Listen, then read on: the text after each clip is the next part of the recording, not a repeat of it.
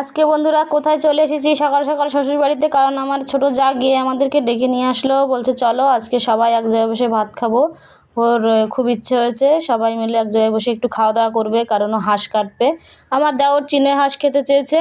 এদিকে দেখো আমার যে কর্তামশাই উনি তো আবার চিনে হাঁস খায় না, ওই জন্য ছোটো বউ বলছে সেজদা একটা চিনে হাঁস কাটি। ও বলছে না খাবো না। বলছে কেন, একদিন খাও। বলছে না না খাবো না।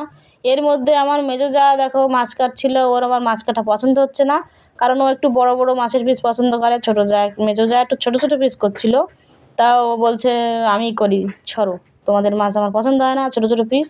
ওই জন্য ও বসে মাছ কাটতে লেগে গেল। আর এদিকে ছোটো বউ তো বারবার বলে যাচ্ছে কি করব, কোন হাঁসটা কাটবো কোন হাঁসটা কাটবো না। ও তো চিনি হাঁস খেতে চাচ্ছিল। চিনি হাঁস বড় হয়, একটা কাটলে সবার হয়ে যেত।